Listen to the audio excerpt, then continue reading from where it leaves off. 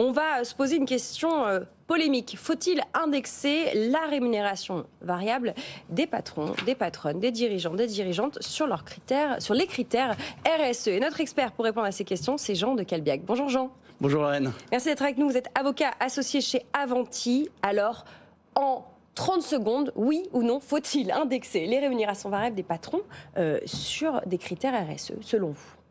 Alors je vous dirais que la question, on aurait pu se la poser peut-être même il y a 10 ans. C'est que là, les entreprises se sont déjà massivement appropriées la RSE.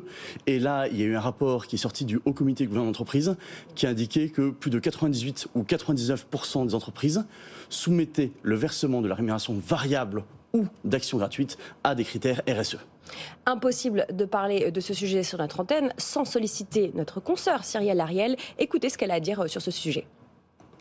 Bien évidemment, en tant que spécialiste de la RSE, j'ai envie de vous dire oui, mais surtout pour appuyer mon propos, je vais vous citer 3 exemples d'entreprises qui le font et qui sont donc favorables.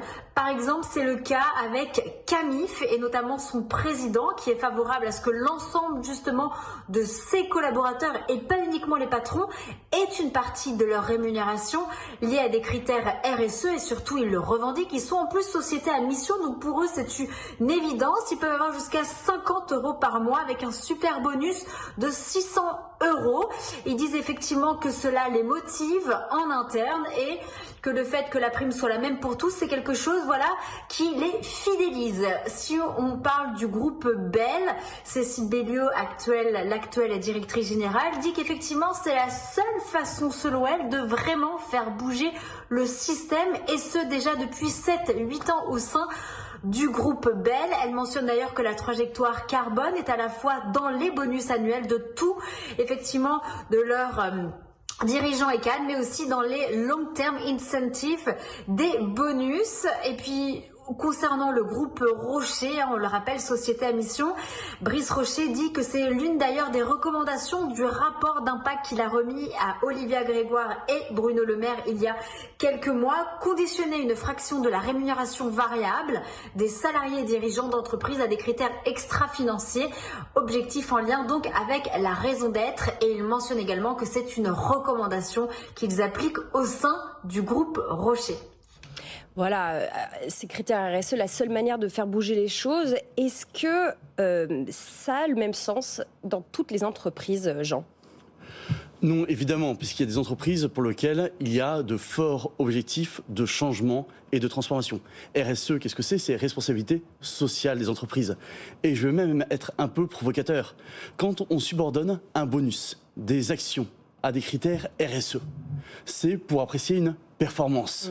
Or, finalement, respecter des critères RSE dans une entreprise, est-ce que c'est pour un dirigeant d'entreprise une performance ou est-ce que c'est un prérequis de l'emploi ?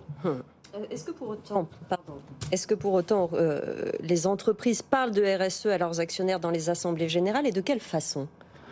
Alors, les entreprises sont très soucieuses, justement, de la façon dont elles vont s'exprimer sur la RSE, puisque tout ce qu'elles vont décliner par rapport aux actionnaires, elles vont faire attention de le décliner sur un plan stratégique à long terme.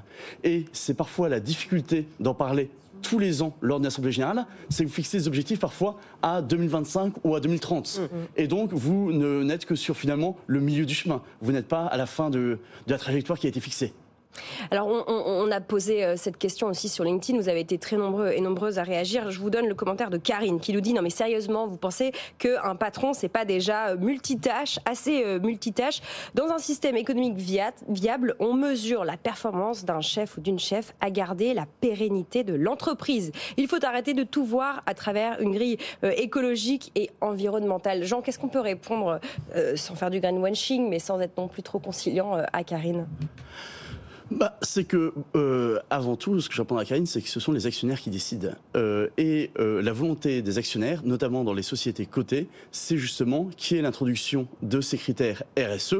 Et donc, pour les dirigeants d'entreprise, ce n'est pas une faculté, c'est une obligation. C'est qu'on considère qu'il y a la façon dont on fait, il y a la performance, mais il y a le comment on le fait. Et le comment on le fait, ce sont les critères RSE.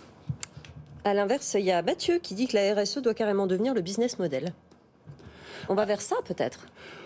Oui, sauf que là, on peut prendre un autre exemple. Vous pouvez prendre un autre exemple. Si jamais le critère RSE est le seul et unique critère, et c'est ce que nous reprochent beaucoup nos collègues américains, en disant vous êtes gentils, mais si jamais le cours de bourse de la société a chuté de 30 ou de 40%, est-ce que parce que vous avez satisfait les critères RSE, on va verser des bonus à un dirigeant qui est en situation, ou l'entreprise est en situation de PSE ou autre, tout simplement puisque les critères RSE sont satisfaits. Les critères RSE sont une partie de la performance, ce n'est bien évidemment pas l'ensemble de la performance.